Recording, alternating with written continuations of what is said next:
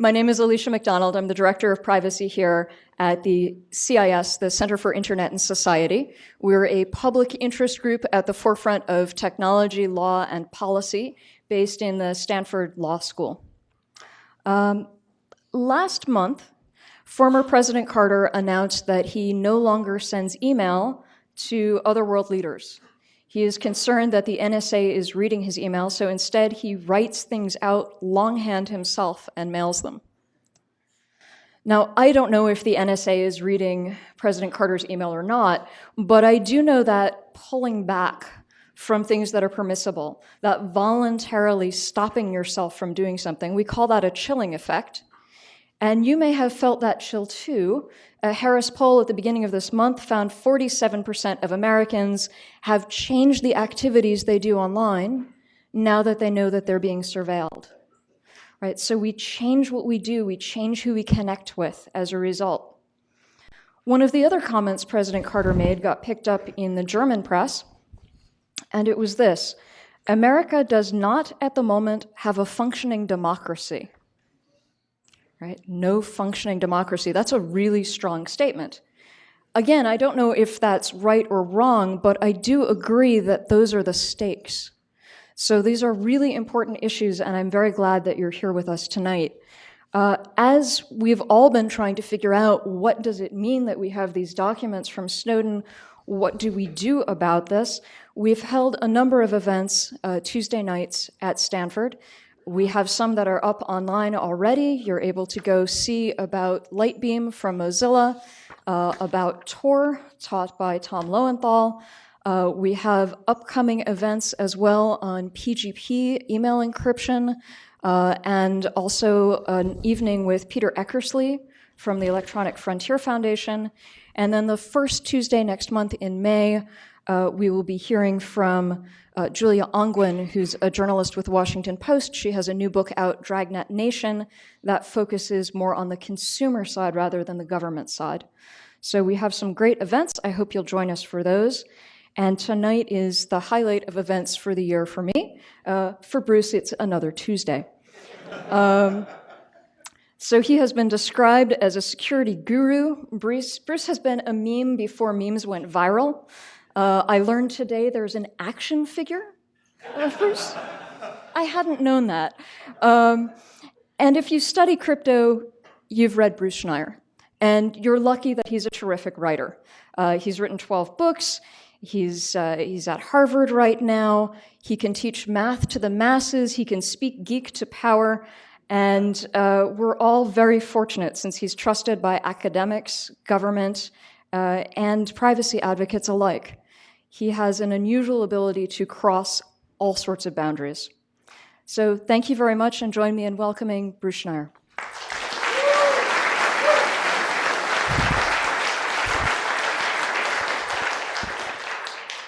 So thank you. Thanks for coming. It's a little later for me than for you, but we'll get through this. So there's a lot I could talk about. You know, when we talk about surveillance and privacy and the internet, there are a lot of directions we can go.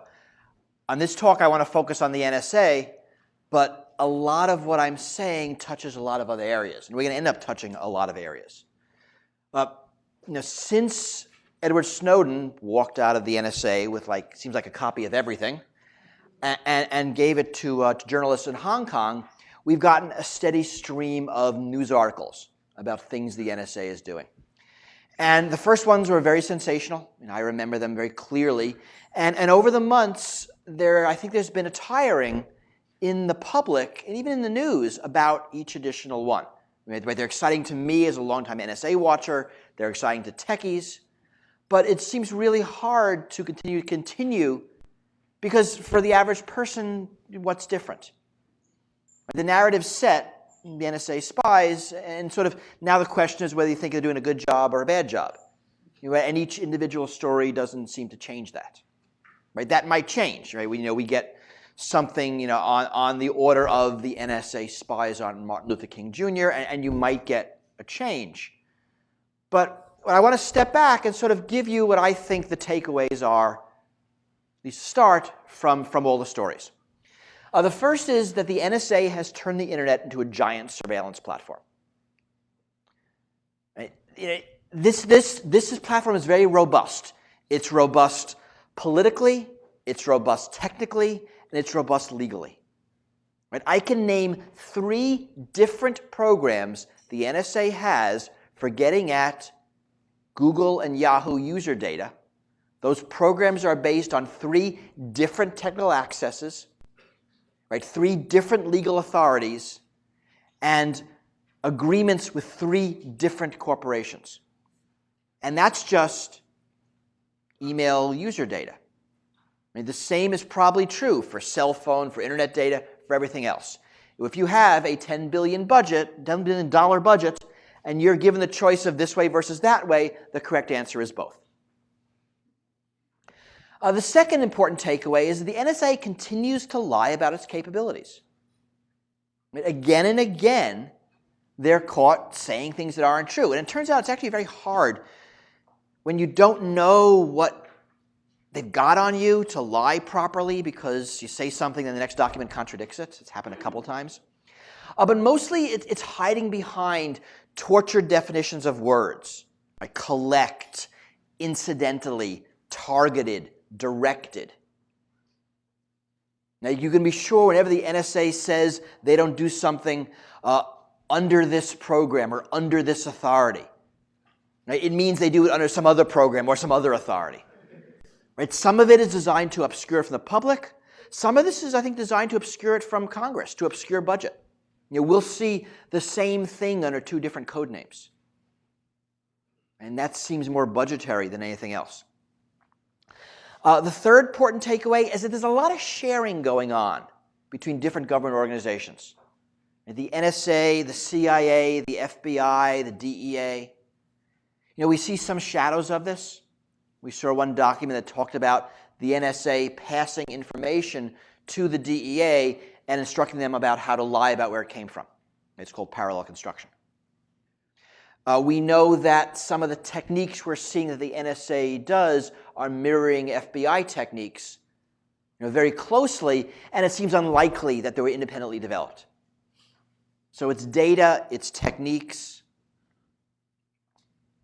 So the NSA's mission, fundamentally is to collect everything. And you can see it in the documents. Glenn Greenwald talked about this. Right? Slogans like collect it all, know it all, exploit it all, right, permeate the different documents. You can see it in kind of the weird NSA stories about collecting data from the remote corners of the internet. Remember the story that hit in the fall about the NSA collecting data from virtual worlds, like EverQuest and Second Life? I mean, it was kind of funny and we could laugh at them, but if actually you want to collect all communications, that's a place for communications. Right? And you can imagine the bad guys going on to Second Life and communicating. Right? Same with the collection of data from airplane to ground internet connections. We heard about that last year. They came out last week that GoGo Internet is going beyond what's required by law to give data to the FBI. So, to understand this mentality, you need to understand the history of the NSA. I think it's really important to look back at their history and see how it evolved. Now, the NSA was born after World War II, at the beginning of the Cold War, when the Soviet Union was the enemy, to a lesser extent China, but the Soviet Union.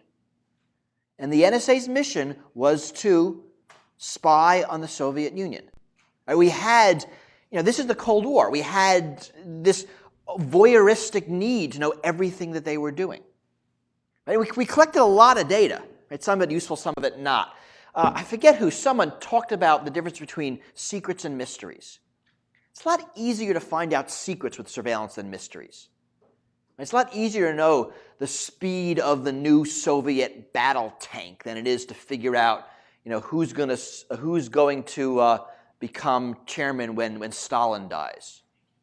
Or right now, it's probably easier to know how many Russian troops are in the Ukraine than to know what Putin is thinking. Right? We're better at secrets than mysteries. But that Soviet Union, Warsaw Pact, military-focused NSA, in a sense, collapsed a little bit with the fall of the Berlin Wall at the end of the Cold War, collapse of the Soviet Union. And their mission refocused. We saw a lot more security out of them.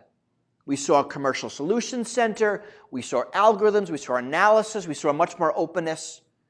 They were doing a lot more to protect communications than they ever were. That change stopped abruptly with the terrorist attacks September 11th.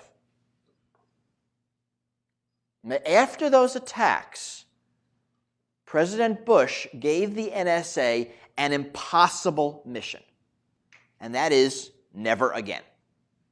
It's ridiculous. It's impossible. It's a crazy mission to give someone. But if you are tasked with making sure something never happens, the only way you can possibly achieve that is to know everything that does happen. So that giant eye of the NSA was turned outward on the world and inward on ourselves. And then this changed fundamentally the nature of the NSA's collection. Because when your defined enemy can be anyone, anywhere, you have to collect data from everyone, everywhere. And the core NSA mission, which was espionage, government on government espionage, as old as governments, became government on population surveillance. Right? That was the change. Now, this new mission, right, came out of the terrorist attacks, but it was very much aided by the natural trends in information technology. Right, what's going on the internet during that decade. Right, fundamentally, data is a byproduct of the information society. Everything we do on a computer produces a transaction record. Right, whether it's your laptop, whether it's your phone, whether it's an ATM machine, a toll booth, using your credit card, anything with a computer creates a transaction record. Right? Data is a byproduct of all of our information society's socialization. Right? When I landed here in San Francisco, this morning, I had a nice conversation with my wife on iMessage. Right? That conversation would have happened by voice before this. Right? Though that conversation is recorded. It's on my phone, it's on her phone, it's in Apple's computers. Right? Increasingly, companies, computers are mediating all of our social interactions. And all of this data is increasingly stored and increasingly searchable. Right? And this is fundamentally Moore's law. Data storage drops to free, data processing drops to free. It becomes easier to save everything than to figure out what to save. I remember this. When I first got email, depends how old everyone is here. When I first got email, I used to sort my email in 30 or 40 different email boxes, throwing away stuff that wasn't important, saving the important stuff. Did a lot of email filing. I stopped in 2006. After 2006, I just put everything in one mailbox and saved it all. Right? Because in 2006, for email, for me, search became cheaper than sort. It was easier to save everything than to figure out what to save. That line has been crossed for pretty much everything. And where it hasn't, it will be soon. The marginal cost of saving is so low that the marginal value you need to save is so low. So you might as well save it all. Maybe it'll be valuable at some point. Right, the result here is a public-private surveillance partnership. There's a fundamental alliance of government and corporate interests. Right? Surveillance is the business model of the internet. Right? We build systems that spy on people in exchange for services. That's what we do. Right? And the NSA surveillance largely piggybacks on all of these corporate services. Right, we see the NSA capturing location data that your cell phone produces. We see them identifying people with cookies on the internet. We see them collecting data on conversations and building social graphs from phone calls. Right? It's almost not that the NSA woke up one morning and said, let's spy on everybody. They woke up one morning and said, corporations are spying on everybody. Let's just get ourselves a copy. Right? Fundamentally, we're living in the golden age of surveillance. Now, one of the arguments you'll hear, and we heard this from the president back last June, is that it's only metadata. Right? The idea being that your conversations are not being recorded, so just don't worry about it. Right? Don't worry, it's only metadata. That's odd for a computer person, right? One program's metadata is another program's data. But it actually doesn't make sense in terms of surveillance. Because metadata equals surveillance. I'll give you an easy thought experiment to understand this. Imagine you hired a private detective to eavesdrop on somebody. That detective would put a bug in their homes, their cars, their offices, and you get a report of the conversations he had. If you ask that same detective to put someone under surveillance, you get a different sort of report. The report would include where he went, who he spoke to, what he purchased, what he looked at, what he read. Right? That's all metadata. Metadata is fundamentally surveillance data. And it's actually much more important than conversational data. Right? Metadata tracks relationships, associations. It shows what we're interested in. It shows what's important to us. It basically fundamentally reveals who we are. And as an added bonus, it's easier to store, to search, and to analyze. This is why the NSA is focused on metadata over data. Right? They can do a lot more with it. And they do a lot. The NSA has some very sophisticated analysis tools to go through all the surveillance information. And that's something that hasn't come out a lot in the public stories. The stories tend to focus on collection and not a lot on analysis. The one exception is a Washington Post story about the NSA's collection of cell phone location data. And it includes some really interesting analysis tools that the NSA has. There's something called Co3, where the NSA will take all of this data. If you think what this data is, it's basically populations under surveillance.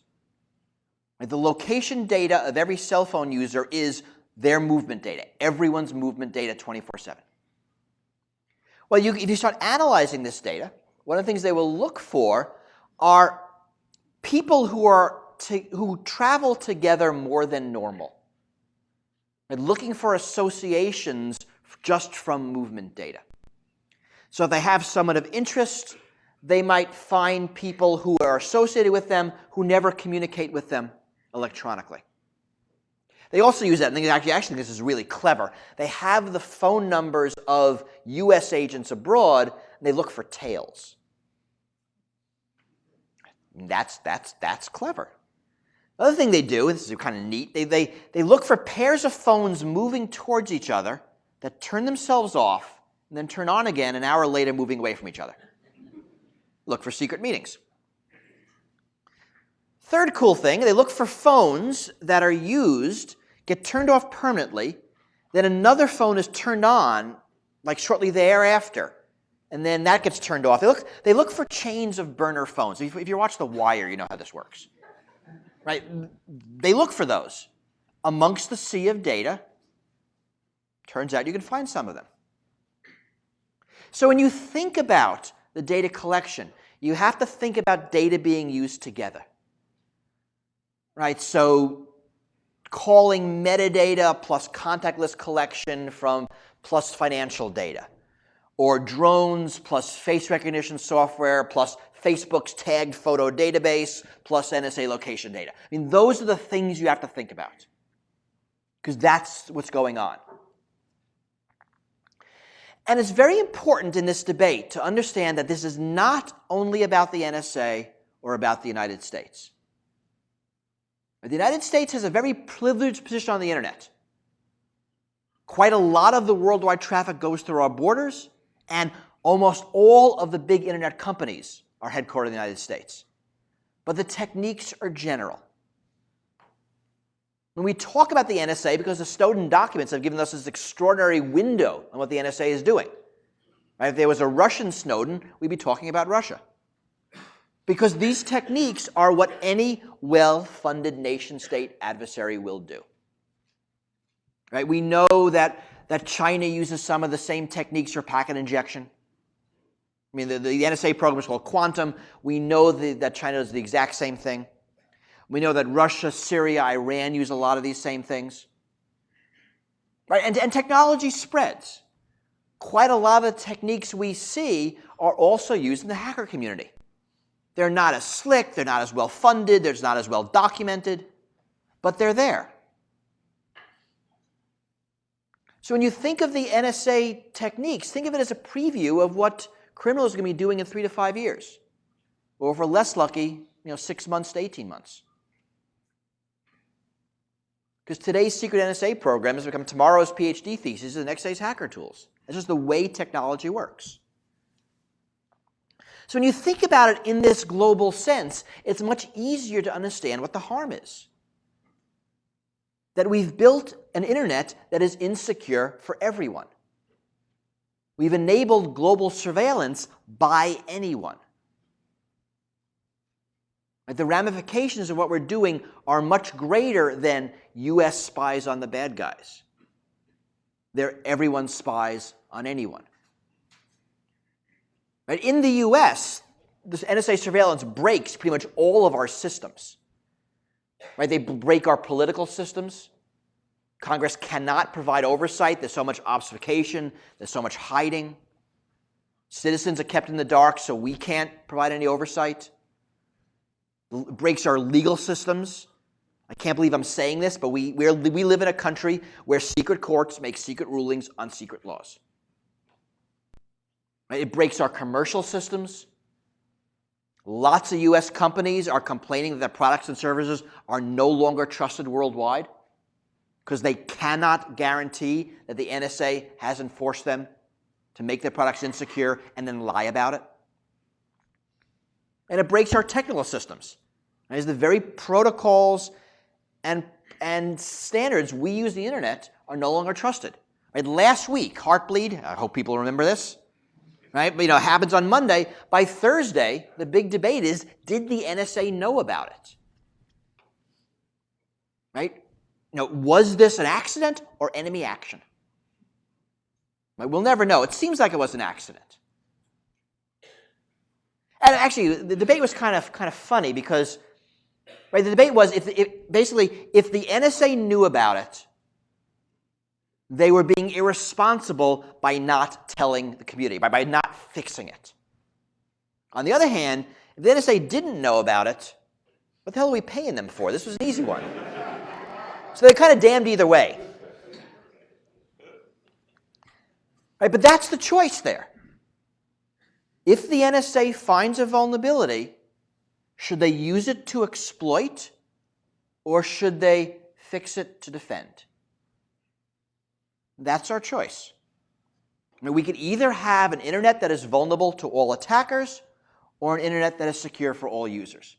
And this is not just a choice for today. Right? We're making architecture choices that will affect us 10, 20 years down the road. Right? We're building infrastructure now that we're going to have to live with for a long time. Now, there's some good news, bad news here. In his first interview after appearing in Hong Kong with everything, Edward Snowden was talking to Guardian reporters. In his first published interview, he was talking about security. I'm going to read his quote. He says, "Encryption works. Properly implemented strong crypto systems are one of the few things you can rely on." I believe he's right. There's a lot of evidence that this is true. Right? Evidence in the documents, evidence in various programs. But then he said a sentence right after that, which is the bad news. "Unfortunately, endpoint security is so terrifically weak that the NSA can frequently find ways around it."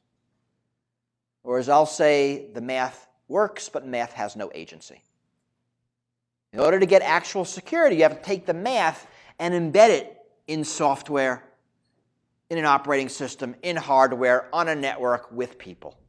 And all of those steps are highly vulnerable. Now, we know that the NSA has some advances in cryptography, and were this a more mathy audience, I'd go into it. But most of how the NSA breaks cryptography is by getting around it. Right? By exploiting bad implementations, default or weak keys, programming errors like heartbleed, sabotaging standards, deliberately inserting backdoors in products, or, demanding keys from companies. And the last one is exfiltrating keys. That's NSA talk for stealing. Right? They do a lot of that, but mostly they rely on unencrypted streams of data. Right? Most of the internet is not encrypted. Most cloud services are not encrypted. Most cell phone data and metadata is not encrypted. Other third-party data, we hear a lot about third-party data in NSA documents. Most of that's not encrypted.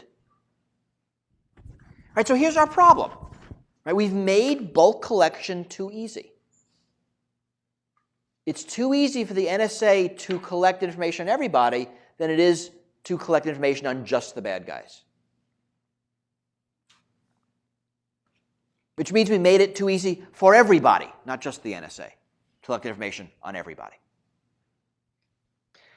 Now solutions are varied, solutions are complicated. I think this is necessarily so. Right? This is a complex problem. And it's going to include self-corrections in government, self-corrections in corporations, technical countermeasures, legal countermeasures, international cooperation, or changes in social norms. And I want to go over all of those. First, I want to talk about the self-corrections. I think there's a lot of stuff going on inside the NSA right now. And as amazing as it seems, the NSA had absolutely no contingency plans for all of our secrets being stolen at once. Right? No more. They got that one now. I mean, it took them about 2 months to get a PR firm with the right clearances to help them with their messaging. Now, they got that one now too.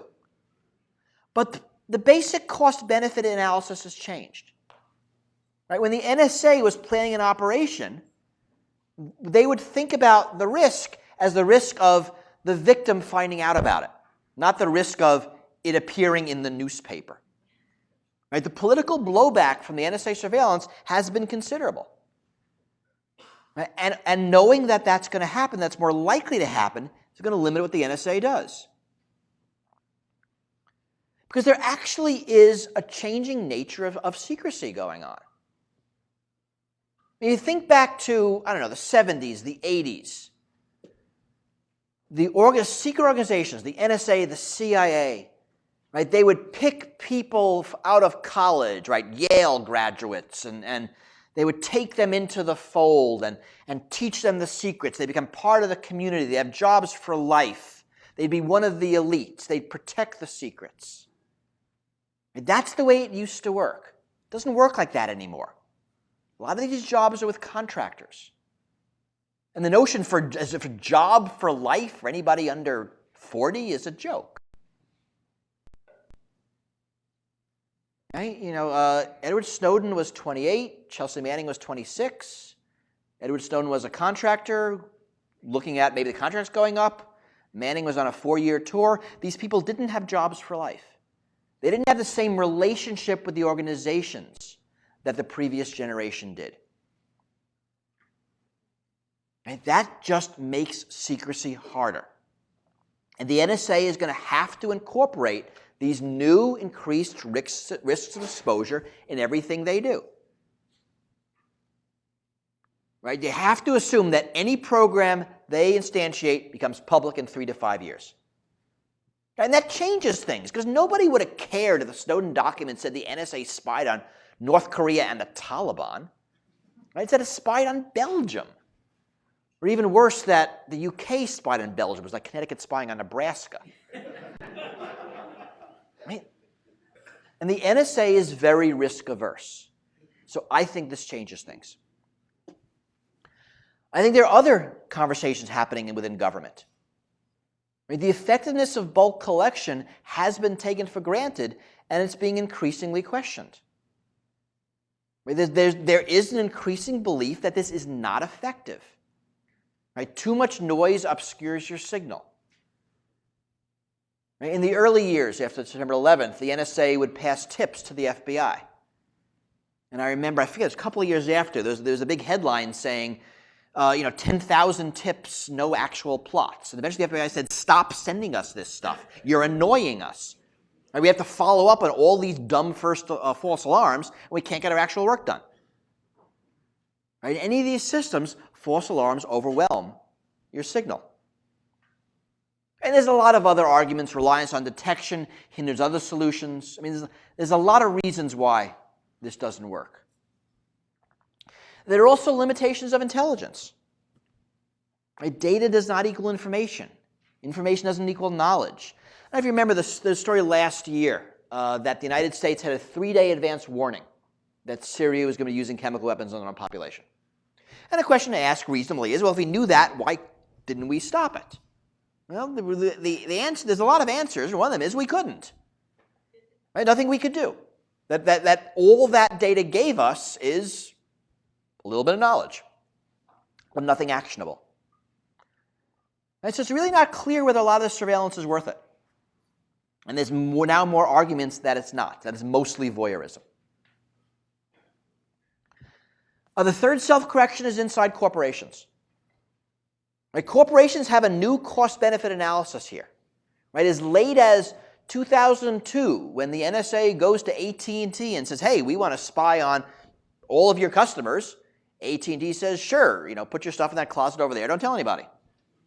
I'll lock the door.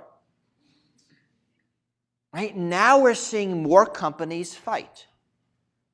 More companies only respond to court orders and not do it informally like they used to. More companies seeing PR value in standing up for their customers against government intrusion. U.S. and other countries as well. The reputation matters here.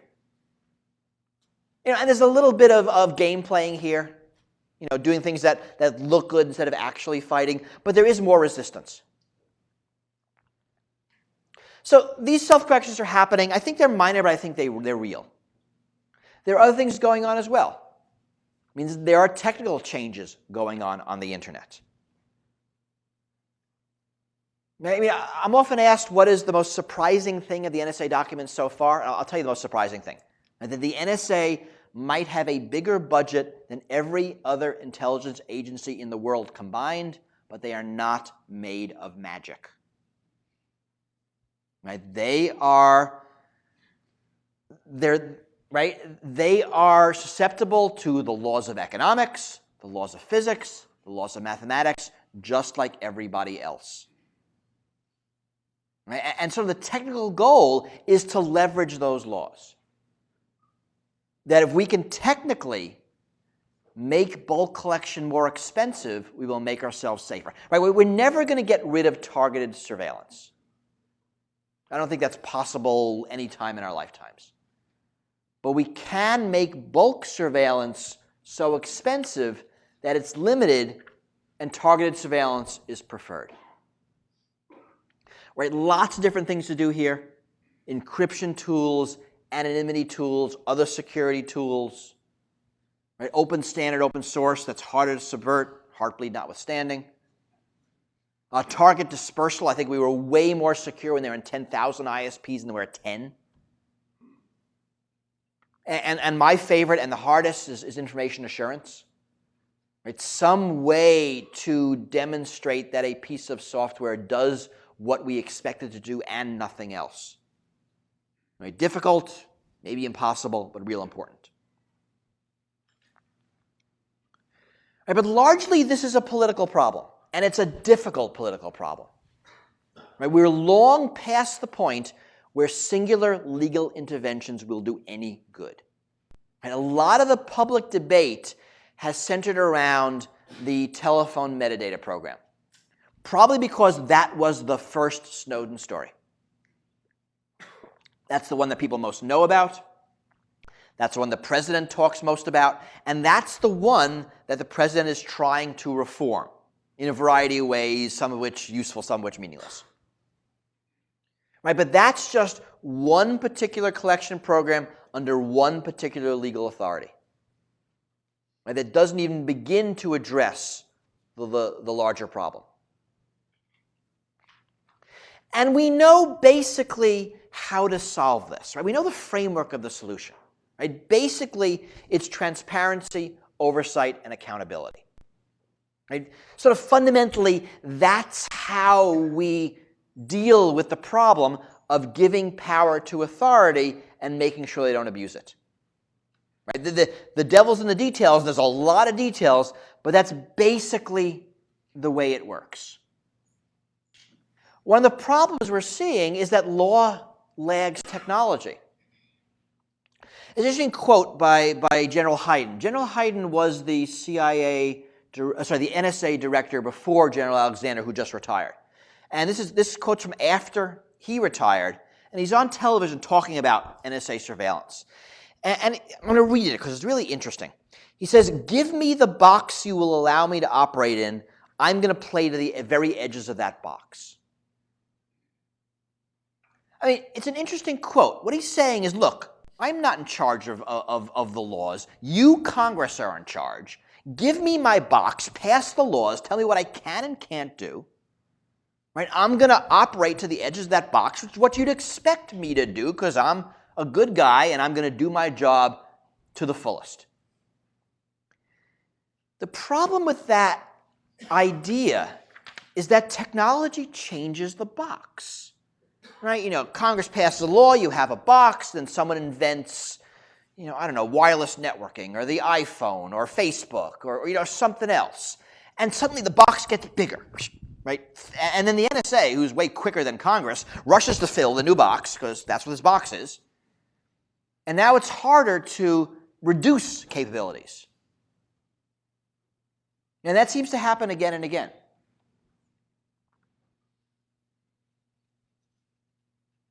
Right? There's an interesting article by Jack Goldsmith. Jack Goldsmith was actually he's my favorite ex-Bush official, and he's now at Harvard Law School. And he was the one who forced that Ashcroft bedside meeting where the Justice Department almost resigned en masse because of activities. He said, "Look, this is illegal. You can't do this." Anyway, he wrote an essay early in the Snowden document release where he's talking about oversight. Actually, I'm going to save that story. That never happened. Talk more about openness now. One of the things I've been thinking about as a way to deal with some of this is how to deal with much less secrecy in this environment. Right? Because the problem with the transparency, oversight, accountability sequence is you need transparency to start. And how do you get that in such an inherently secret environment? So one of the things I'm thinking about is can we separate espionage from surveillance? Because remember when I talked about the history of the NSA, there's that government-on-government espionage mission and that government on population surveillance mission. The government-on-government, is going to happen. That's rightfully secret. The government on population can be much more open. There's a great article that appeared in the Atlantic website about a month ago, and the title was "Why Isn't the Fourth Amendment Classified?" That's an interesting question. Right? One of the arguments you hear from the NSA all the time is, well, we'd love to tell you what we're doing, but if we tell you, the enemy is listening. We can't tell you and not tell them, so we can't tell you. Right? Plausible. But if you look at the Fourth Amendment, and if you look at all the case law surrounding the Fourth Amendment, that is a how-to manual on how to evade police search. Right? It tells you in exacting terms how to get around the letter of the law. Why is that not classified? And given that it's not classified, how has society survived all these centuries? I mean, it turns out that we can do with much less secrecy. In the police world, there's a lot less secrecy. Right? There exists no police budget in the country that is classified. There exists no surveillance budget in the country that is unclassified. What's going on here? Are we postulating that terrorists are much, much cleverer than organized crime? That doesn't make sense.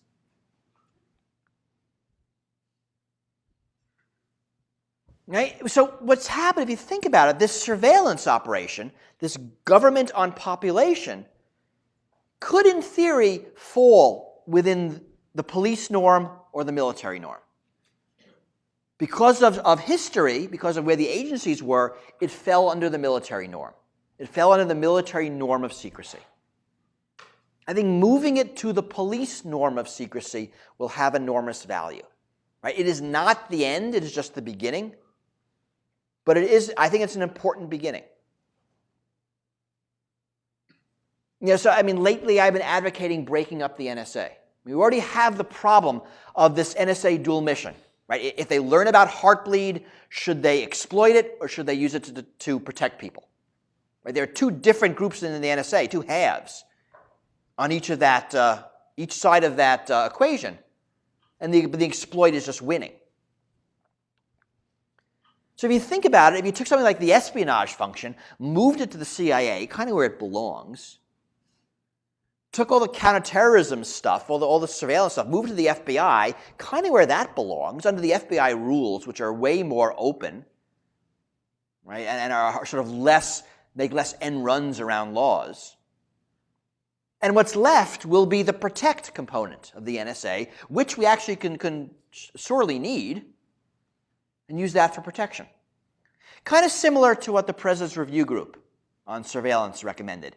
They recommended that these missions be broken up further, that having them too close is a problem. They also recommended moving Cyber Command, right, the military attack internet group, away from the NSA, more into the military. I think that makes sense too. And so thinking about these things, I think, is really interesting and worth having these discussions.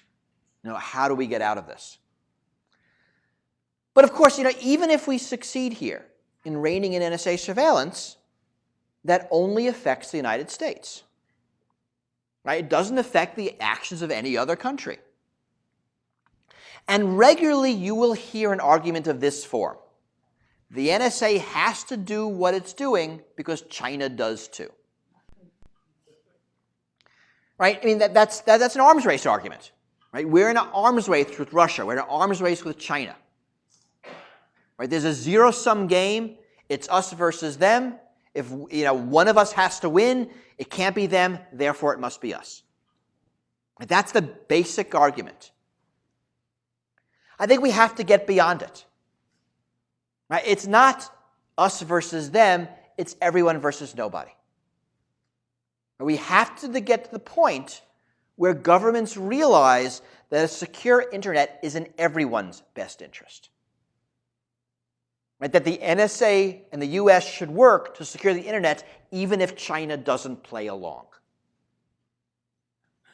Then it's a question of, are we going to build a Maginot Line just because they do? Of course not, because it doesn't make sense. And that turns the zero-sum game into a positive-sum game. Then you can have laws and treaties to support that.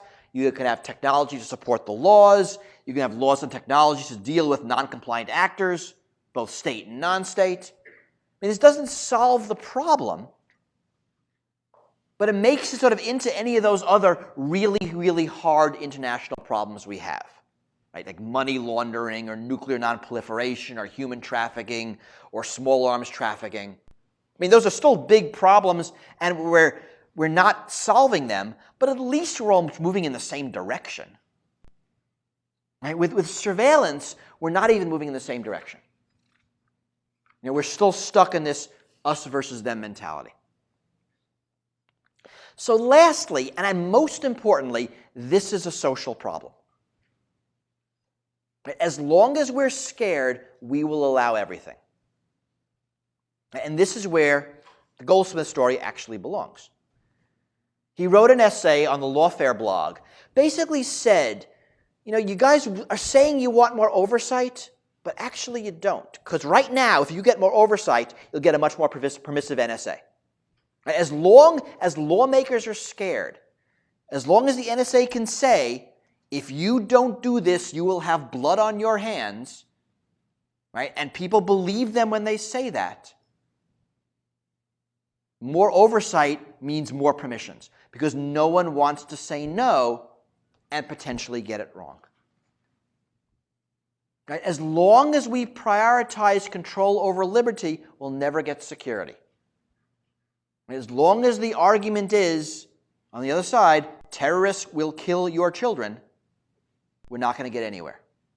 We have to get to the point where this is a ridiculous argument, where we can look back at the U.S. internment of the Japanese during World War II and say, what in the world were we thinking? Or look back at McCarthyism and say, are you kidding? Were we that crazy? We'll get to the point where we look back at the past decade and say, oh, don't be ridiculous. We didn't actually do that at airports. That's stupid. Right? But it's going to take a while.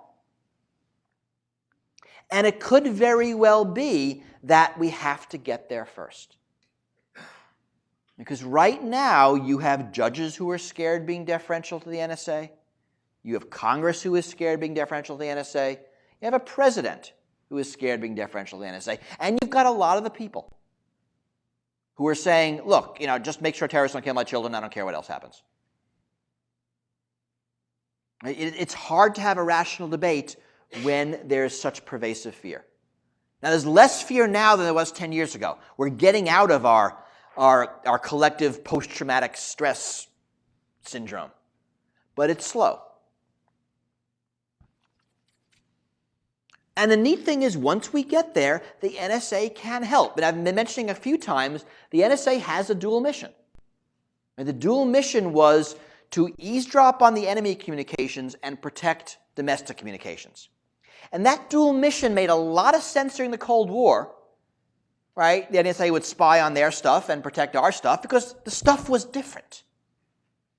The stuff's all the same now, right? Everyone uses email and TCP/IP and Microsoft Word and OpenSSL. Right? We all use the same stuff. There's no our stuff versus their stuff anymore. It's all everyone's stuff. Right? Defending our infrastructure also defends their infrastructure. Right? We have to recognize that defending is more important than attacking. So I started out by saying that internet surveillance is robust, right? Robust legally, politically, and technically. It is. This is a real hard one. And we need to solve this, not just for the NSA, but for everybody. Right? We need to solve this in a way where what other governments do don't matter.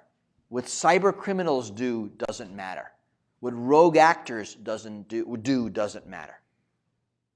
Right? We need to build resilience into our infrastructure, security, privacy, all of those things that actually make us more secure. We're at the point where secure internet is vital to society, all of society. And we need to move forward to get there. Thank you.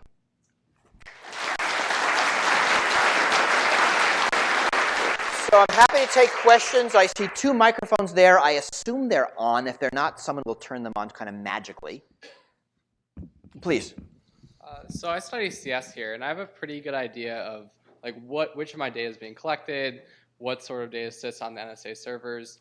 But my question is, why should I care? If the NSA has 1 gigabyte of my data and 2 petabytes of everyone else's, why should I care that my data is sitting there in that server?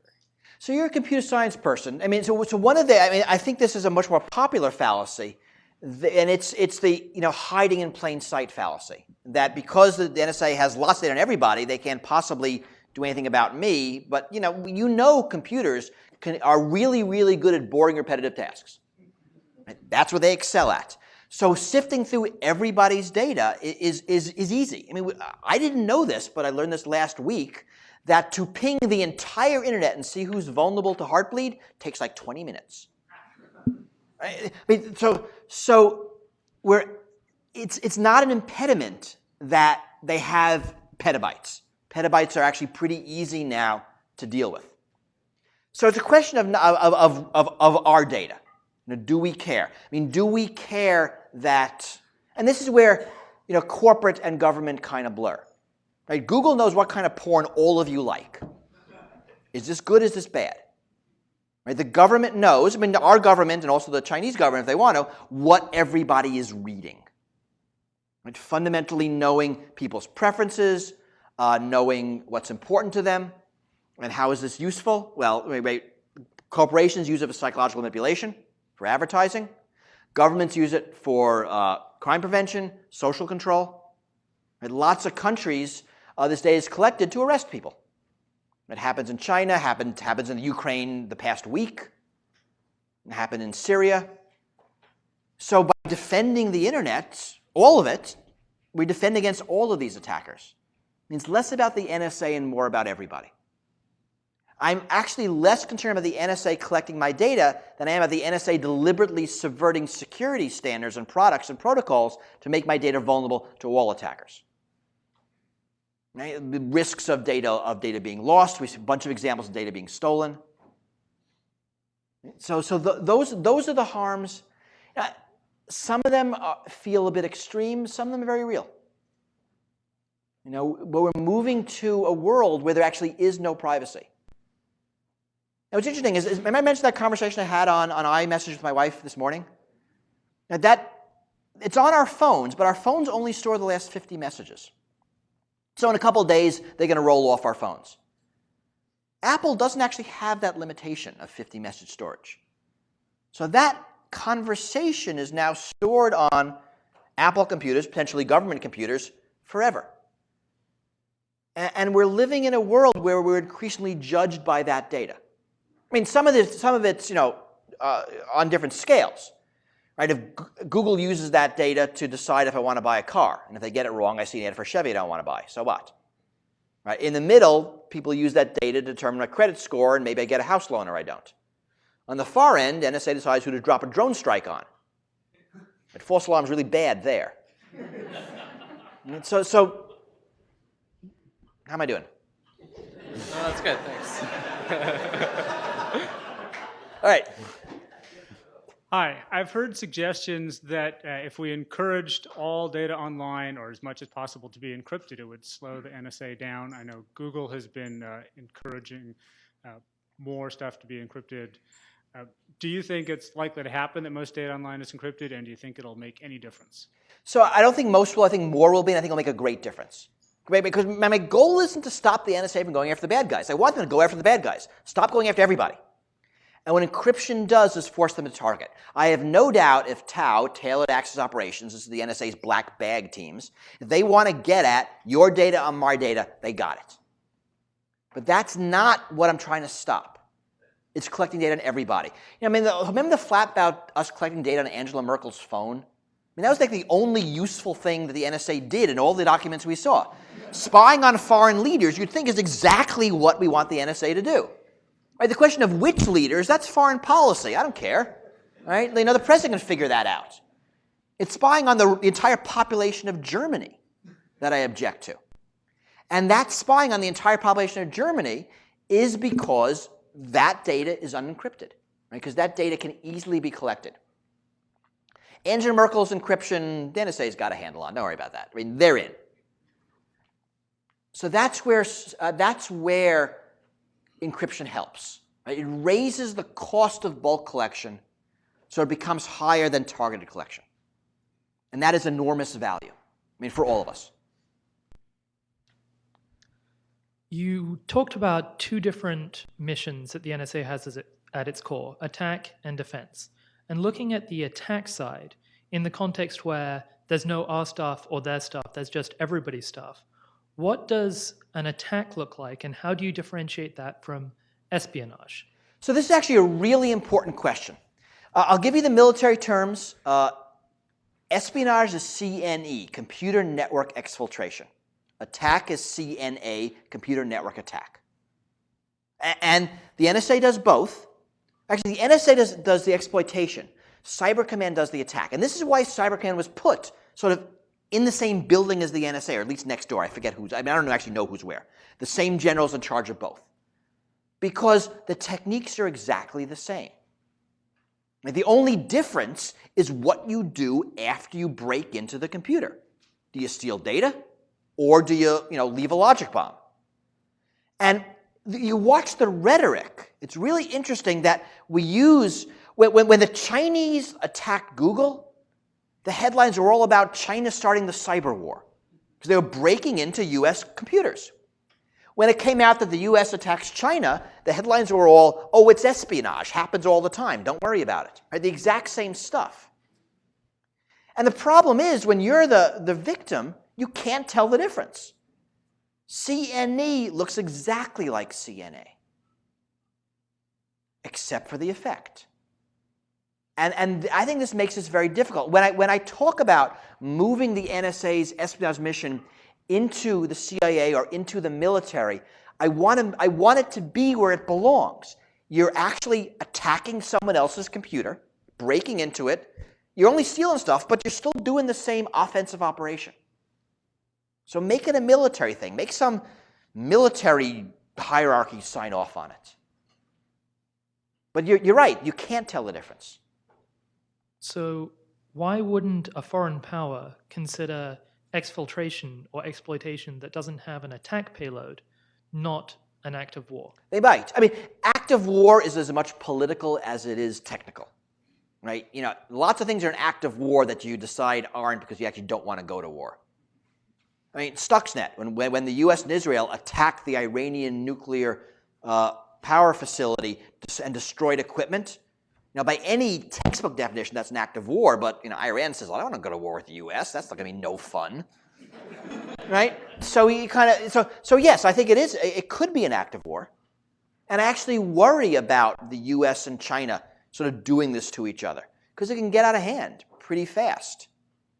So this kind of escalation could happen. I think it's very destabilizing that we are doing it. And it's interesting, we unilaterally went to China a couple of weeks ago and said, okay, look, here are our rules. Right? This is what we're doing, and you're not doing anything else. And who knows if we were lying or not? But I think that was an attempt to sort of dampen down some of this rhetoric that was just getting a little bit scary for everybody involved. And it could get there again. There's a lot of, I worry about the destabilization here. Please. I want to tell other people.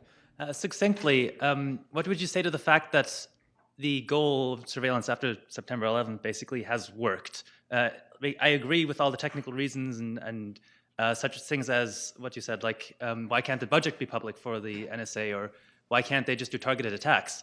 But I feel like there's this intuitive thing that I don't have trouble arguing against about the fact that it has worked, and we don't know what would happen if we try to restrict them in certain ways. Well, it seems like it hasn't. The analyses we've seen is that it's not very effective. Right? Hayden said I could have stopped 53 terrorist attacks, after December 11th, and that number got whittled down eventually until we got, one San Francisco cab driver sending money back to Yemen.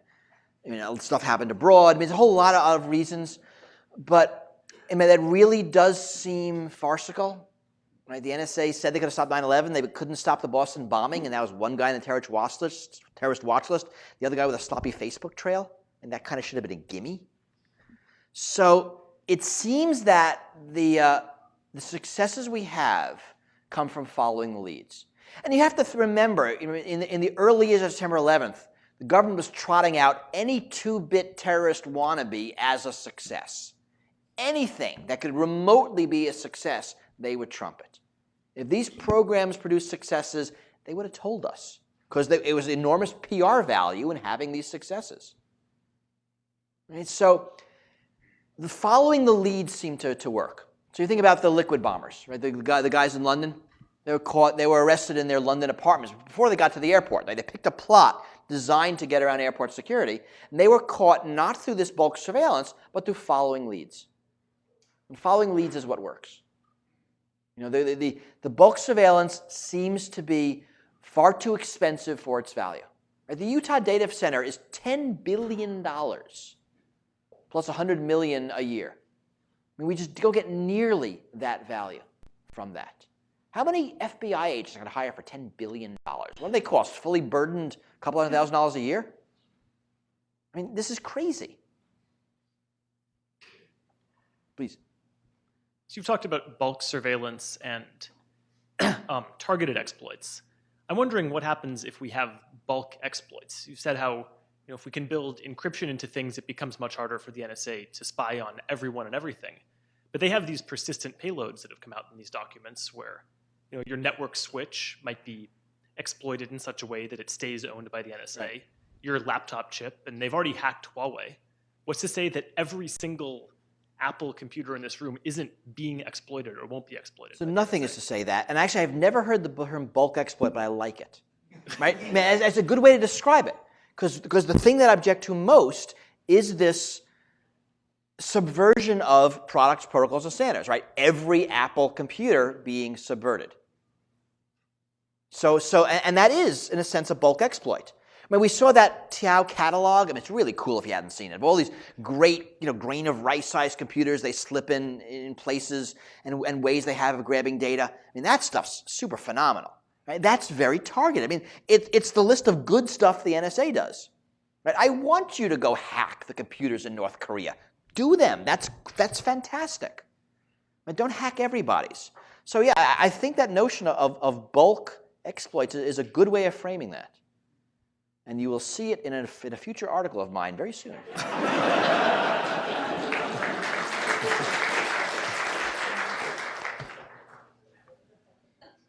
I'd write it down, but I don't have a pen. Oh, and that's the Wi-Fi password in case I'm boring. Please. So I think it's with bitter irony that we are talking about preserving our freedoms by essentially giving them up. But I wanted to comment on your statement that you thought it might be a good idea for maybe portions of the NSA to maybe be moved under an organization perhaps like the CIA. And I wanted to ask, do you really feel comfortable that having the CIA run these same types of programs would provide more oversight, more trust, and a better kind of outcome? Because I struggle to see just changing the label. Right, so I just meant the focused government on government stuff. I mean, and that's the thing I think we'll never get oversight on. And I think that's okay. I mean, government spying on governments is a secret military operation. I'm willing to cede all of that. I mean, I don't need to know U.S. operations against the Chinese government. I just don't need to know. Terrorism is not a government function. Right. So terrorism. How will you preserve habeas corpus? How will you preserve constitutional law? How will you preserve the Fourth Amendment? All those types of things. So that's the stuff the CIA. That's the stuff that I want to move into something more FBI-like. That kind of stuff that requires surveillance of populations feels a lot more like conventional but hasn't law the fighting. CIA breached that? What is Guantanamo about? Understood. Right? Yep. So that's why I feel very uncomfortable about if you were to take this and move it from the NSA to CIA. It's a different this. It would really not solve the problem. Okay. Yeah. I mean, I agree. So I think the this we're both talking about, I don't want to move there. So I think we agree. We might not, but I think we do. Yes, the CIA's got its own problems. No argument. So the stuff against terrorists, I want to move to a more FBI-like organization. Because that's how we deal with terrorism in the United States. Right? There is an FBI-like organization, happens to be called the FBI, that deals with counterterrorism in the U.S. So you would say make that the police function. Yes, that's what make you were it a talking police about earlier. function. But then it would also be a broader scope because it would be Yes. the NSA would give up that police function, so would the CIA, and so would all the other. I don't think the CIA has it. I mean, I don't know that much about the CIA's mission, but it is much more of a government-on-government organization. Maybe this won't work. I mean, I got to do something to decrease the secrecy here. The secrecy is fundamentally poisoning all of this. We can't have debates in this secret environment. We can't know what's happening, and it prevents us from dealing with this in Congress, dealing with this in the courts, prevents us dealing with this anywhere. So some way to pull secrecy out of this is going to help. I mean, you will keep getting in line. So like my last two questions are in the last 5, and I don't know what's going on here. Stop getting in line. Yes. Hey. I scared him. That's good. Oh, okay. So there's tools like PGP for email or OTR for chat that have been around for a long time, but almost no one uses them. Yep. So I'm wondering if you had any thoughts about what could be done to make those more popular. Well, we need to make them more usable. I mean, OTR, PGP is a great story. After 20 years of encrypting email, we've learned that one-click encryption is one click way too many for most people. Right? But OTR, I think, has had actually much more success. It's much newer. You install it once. It's really easy to use. People seem to like it, and I think it's getting broader use than email. And even though it's quicker. I mean, we just need a lot of more work on usable security, usable, transparent, and the IETF. Different organizations are thinking about this finally. So I think we are going to make progress. But yeah, tools have to be so easy to use that my mother can use them. Which, if you know my mother, is going to be hard. But we really have to get there. And some of it's things like SSL. The encryption we're using on our browsers, we don't even see. Right? It's absolutely transparent. Right? HTTPS, and magically you're encrypted.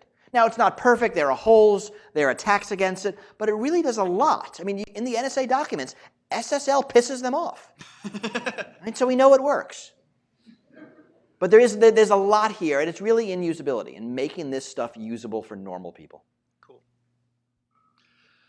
I believe at one point the NSA was supposed to be simply intercepting or working with foreign communications. At what point did it start having a charter to look at domestic communications as well?